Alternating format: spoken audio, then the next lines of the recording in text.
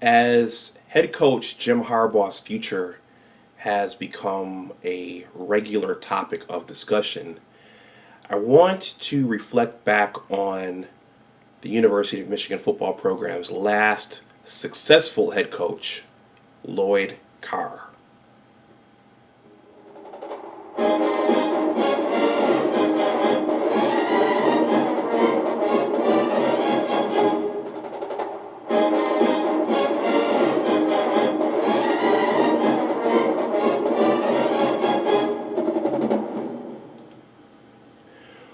Welcome back to my channel. My name is Dr. Anwar Youssef Dunbar, and this is Big Discussions 76 Sports. Please like this video, please share it, and please subscribe to my channel. So I am back with another Michigan football video, and this one I guess, is more of a historical piece. And history is important, and eventually I want to make a video asking the question, is Jim Harbaugh Lloyd Carr 2.0? So in this video, I want to reflect on head coach Lloyd Carr and why Lloyd Carr was run out of town towards the end of his tenure. Some would argue that Lloyd was forced to retire. Some would argue that Lloyd was pressured into retiring. And I know that towards the end of Lloyd's tenure, many of the fans were unhappy with, the product that they saw out there on the field. And I know that I can remember at Lloyd's press conference, he did say that his family had to deal with a lot around town from the Michigan football fans, or should I say the unhappy Michigan football fans. Before I jump into this video, I just thought of two stories. One is that as a graduate student, my background was in pharmacology, so my research lab was over on the medical campus, and I had to catch a commuter bus to go over there from my home, which was actually right around the corner from the big house. And one day I was on the commuter bus, and it was riding around the medical center, and I saw Lloyd walking around in his blue Michigan sweatsuit. And for those unfamiliar with the university and the program, not only are players in the hospital all the time for injuries and those kinds of things, but also the players go over to the children's hospital to, cheer up the kids and visit the kids and do things with the kids. So I don't know why Lloyd was over there that particular day, but I remember when the bus rode by that day, I did a quick, oh my God, that's Lloyd Carr, And so there was another story comes from the Ticket 1050 WTKA. I listened to that station religiously when I was in Ann Arbor on AM radio. They had a morning show and an afternoon show with Dennis Fithian and Michael Wickett, and I might do a whole video just on that. But there was a caller who called in named Greg from Saginaw.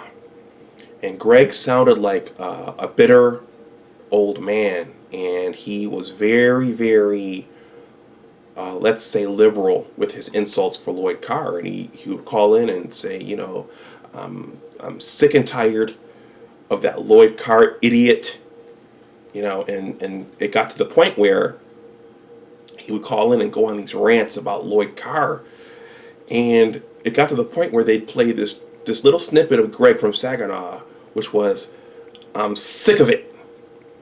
I'm sick of it. I'm sick of the whole thing. I'm sick of Lloyd Carr. I'm sick of the program. And so those are just two Lloyd Carr stories that I remember from my time as a graduate student. But Greg and Saginaw and his I'm sick of it really, really, you just don't forget those types of things. So Lloyd Carr, what makes a good big time college football coach or even an NFL coach? So at that level, your head coach, unless he is calling the plays on offense or defense, your head coach at that level is more of an administrator, more of a CEO. So they have to recruit the players, which is obvious, but they have to be very, very savvy and keen in terms of picking their coaching staff. So they have to make wise choices in terms of picking their offensive coordinator, their defensive coordinator, their position coaches, their strength coach, all those things. They have to be very, very savvy about doing. And whenever a program is not doing well, while fans and the media might call for the head coach's head on the chopping block, oftentimes they also call for the coordinators to get fired as well. And that happened during Lloyd Carr's tenure. His offensive coordinator, I think Stan Parrish, I think he was criticized, and I think Scott Loeffler eventually got the offensive coordinator position. And I know that Jim Herman, especially once Jim Tressel came to town and Troy Smith became the starter, Jim Herman's head was on the chopping block regularly as well. And that started back when Donovan McNabb brought his Syracuse Orangemen team into the big house and was running all over the place. So the head coach and his staff, those positions are really, really important. So the head coach has to recruit the right players. There's a challenge there, especially at a school like Michigan, to get talented players, but also players who can do the work and players who are going to stay out of trouble.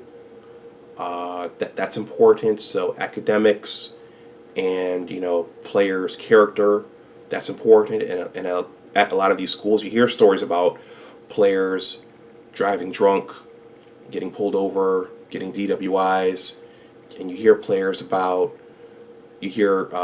stories about players getting into domestic violence situations with their girlfriends. I think I can recall, I think Marcus Curry got into such a situation when I was there as a graduate student. I think Adrian Arrington might have gotten into something like that as well. So these are all things that head coaches have to juggle at these major Division I schools. And then the NCAA has its own rules about players getting compensated and those kinds of things. And so there's so many things that these head coaches have to watch while they're there and manage while they're there, besides just beating their rivals on Saturday afternoons or Saturday nights. Injuries play a role as well. And so recruiting again, it becomes important because if a program has depth, they're better able to absorb those injuries and keep going. So again, lots of things that coaches have to manage, and those are all things that I think Lloyd had challenges managing during my time as a student there, which was his last 5 to 6 years in the program. But a big thing that impacted Lloyd's final years at the University of Michigan was the coming, or should I say the inception, of the Bowl Championship Series, or the BCS. And the reason why that was important was that major college football had the dubious distinction of picking its champion. So it was the only major sport that voted its national champion. I think the 1AA division, I think they had a playoff, and then the lower divisions had a playoff. Of course, basketball and all the professional sports, they had a playoff, but major college football was the only one that voted its champion. So you never really knew who the champion was. Was it Michigan? Was it Nebraska? Was it Penn State? Was it UCLA? Was it Alabama? You never really knew because they never let the coaches and the players decide it. So the Bowl Championship Series, which we called the BCS for short, was created to settle it. But the only problem with the BCS was that you could only pick 2 teams to play for the championship, which ultimately led to our 4-team playoff today, which many of us think needs to expand. But so the landscape changed for Lloyd. Just getting to the Rose Bowl was no longer satisfactory. Now he had to get his Michigan football program into those top 2 at some point, which was a very, very gargantuan task for every program once the BCS was instated. So I think that very much impacted Lloyd's tenure, as I'll describe, and I'll describe why later on. So Lloyd's quarterback situation, I really think that the success of these major Division I college football programs are tied to the quarterbacks that they bring in. And I really think Lloyd's success was tied to the quarterbacks who played for him in those last years. As I said in my Drew Henson video, my first year was Tom Brady's last year. We know how clutch Tom Brady was.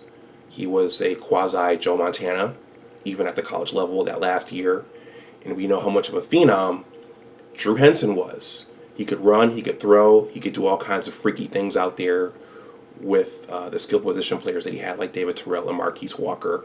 And he had a solid offensive line, and he had Anthony Thomas in the backfield.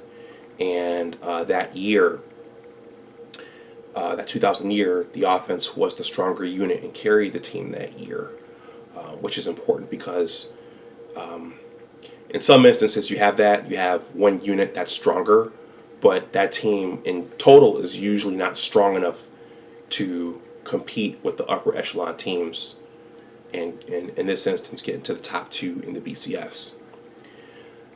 So the quarterbacks that took over once Drew Henson went to the major leagues to play baseball were John Navarre and Chad Henne, who racked up a lot of yardage, who completed a lot of passes, who both had strong arms as well. But, and I'm not knocking these kids, they were out there playing, I wasn't. But I don't think John Navarre and Chad Henne were the difference makers that a Tom Brady and a Drew Henson were. And John Navarre, while he broke all those records, while he was 6'6", and while he had a strong arm, he got drafted into the NFL, but he didn't go on to become a great pro. And the same thing was true with Chad Henne. Chad Henne had a strong arm, he was accurate, he was a pro-style quarterback. He got drafted into the pros, but he didn't go on to become a great NFL quarterback. And so I think you saw some of that at Michigan, in that both of those quarterbacks, while they were talented and while they broke lots of records, they weren't the difference makers that Drew Henson and Tom Brady were. And we can extend this back to a quarterback like Brian Griese, that national title team. I like to think, now I wasn't there for it, but what I see when I look at the tape was it was a balanced team. It had a strong physical defense. It had Charles Woodson, and the offense was an opportunistic offense which didn't make mistakes and wasn't going to turn the ball over, and things just aligned just right for that team where they were able to go undefeated. But Brian Griese himself didn't go on to become a great NFL quarterback, and I think that those quarterbacks had a lot to do with Lloyd Carr's success. And then there was the coming of the senator, Jim Tressel, down in Columbus. And what Jim Tressel did was, I think Jim Tressel brought a level of competitiveness and hunger back to the Ohio State program. And when you watch those old games, those old John Cooper games, it did look like there was something missing from those John Cooper teams. They may have been good throughout the rest of the season before they played Lloyd Carr's teams, but whenever they played Lloyd Carr's teams, those John Cooper teams just seemed to be missing something. And so I think Jim Tressel brought something back to that Ohio State program that made that program hungry and angry and competitive, and he was able to harness something that allowed them to dominate the series going forward. Most notably, in addition to bringing back that competitiveness, something I think Jim Tressel did after winning the national title, and again, I think that going back to our 1997 national title team, I think a similar thing happened for the Buckeyes in 2002. I think things came together just right for that Ohio State team. If you go back and look at it, many of their wins were very narrow. Their win against us was narrow, and I think that in that game it came down to that Braylon Edwards offensive pass interference call. If Braylon got that touchdown, that would have been a very different game. But they won by a narrow margin. They had Maurice Claret. They had a physical defense, but they had an opportunistic offense. And even the national title game against Miami, that came down to Willis McGahee blowing out his knee, and it came down to that controversial pass interference call, and things just came together just right for the Buckeyes that season. But going forward, once Troy Smith came in, and Ted Ginn Jr. came in, and once Santonio Holmes was there, and Anthony Gonzalez, Jim Tressel shifted over to more of a spread offense to take advantage of Troy Smith's running ability, his throwing ability, and all of that speed that he had. So again, you had Troy Smith, Ted Ginn Jr., Anthony Gonzalez, Santonio Holmes, who's a future Super Bowl MVP. You had Antonio Pittman running the ball. You had Chris Beanie Wells running the ball. And I think that Jim Tressel, with those skill players and with Troy Smith, really shredded our defense those 3 years. And we were able to put together nice physical defenses.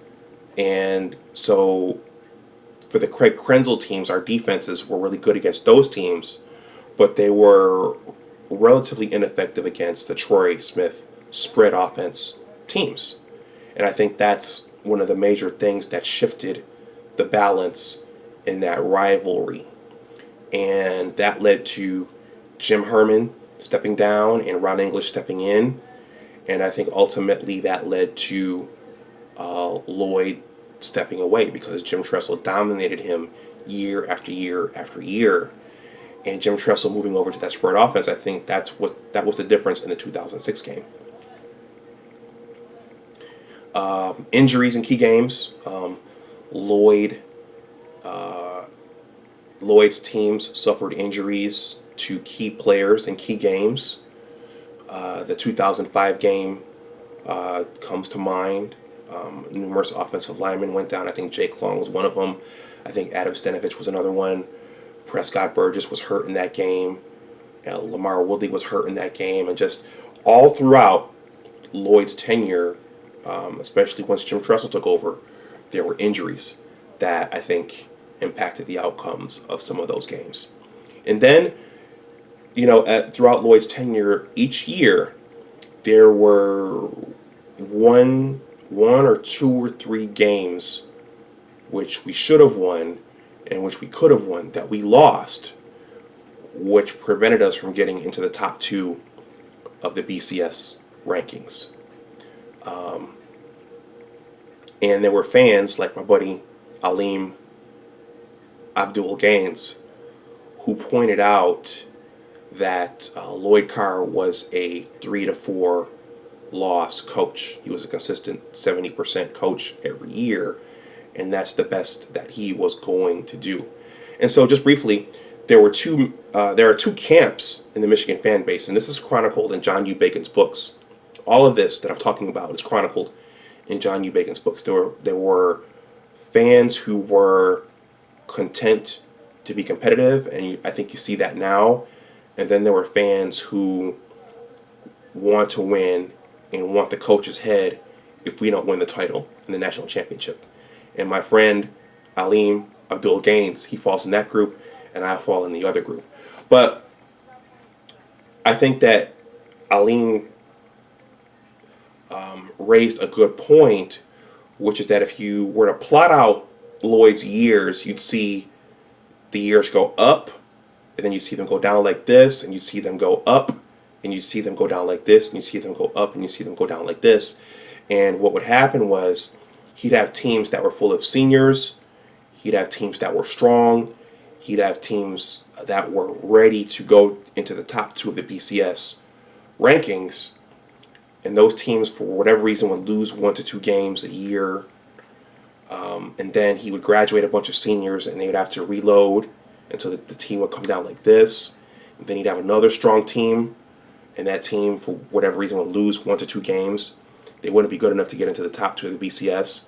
And then those seniors would graduate, and then he'd have to reload.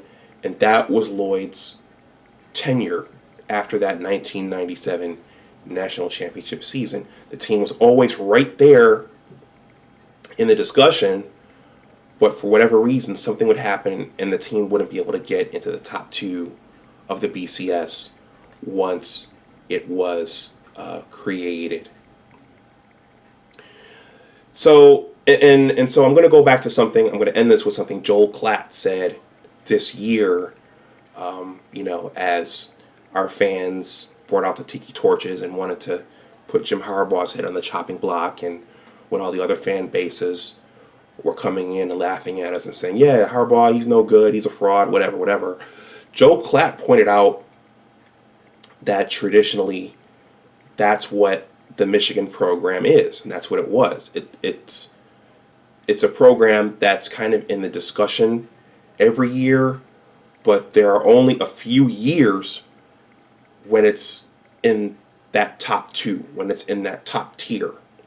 And I thought it was very profound that Joe Klatt would say that, because it made me think about Lloyd Carr and how everyone was upset about his seeming mediocrity and the program's mediocrity, and how upset everyone now is about Jim's mediocrity and Jim's inability to win against the Buckeyes. Lloyd at least got a few wins against the Buckeyes, but I thought Joe Klatt's comments were very, very profound, and I thought that they were accurate. So I'm going to stop this video here. Please let me know what you think about Lloyd Carr and his tenure in the comments section below, and how that relates to what's happening now. Please like this video. Please share it. Please subscribe to my channel. Go Blue, and always remember that your attitude determines your altitude. Take care, and I'll talk to you the next time. Bye-bye. After I shot the main part of this video, I realized that I left something out. First of all, I was a fan who really liked Lloyd Carr. He had that, at that point, he had that grandfatherly thing going on, and I can look and see that I would have enjoyed being one of his players, because I gravitated towards coaches like that. And after Lloyd retired, I watched his retirement press conference quite a few times, and for me, it was kind of sad, just watching it. And I was at the university when he was there, and I just remember every time I watched that press conference, I just felt kind of sad, and just because I really felt like he was being driven out. And from what he described, his family endured some things as well. I imagine his family got, threats, and his family got, they heard a lot about how bad a coach he was and how much he was hurting the football program. And I just really felt like his retirement press conference was sad. But what I forgot to say was, one of the other things that drove Lloyd out, besides Jim Tressel and Troy Smith and not making the BCS title game, was that Appalachian State loss. And I had moved out of Ann Arbor at that point, and I was a postdoc out in Albany. And I don't think that I watched that game, but just when I got the news that Michigan had lost to Appalachian State, it was kind of like, wow, did this really happen? This is not even a Power 5 team. This isn't even Ball State or Western Michigan or Bowling Green. This is Appalachian State. And so I imagine Lloyd being the head coach when that happened. I imagine he took that pretty hard. I imagine it was pretty embarrassing. It was embarrassing for the fan base, embarrassing for the team, and him captaining the ship. I imagine it was pretty brutal for him as well. So that's what I wanted to add on to the main video, that Appalachian State piece. Just the entire fan base. We got clowned for that from other fan bases, and it was, for Lloyd, I imagine it was pretty brutal. And then the Dennis Dixon Oregon team came in and laid the beat down on our team maybe 1 or 2 weeks after that Appalachian State loss. So those were also some pieces that led to Lloyd retiring and walking away as the Michigan football head coach. So I'm going to stop this here. Again, please like the video, please share it, and please subscribe. And always remember that your attitude determines your altitude. Go Blue. Bye-bye.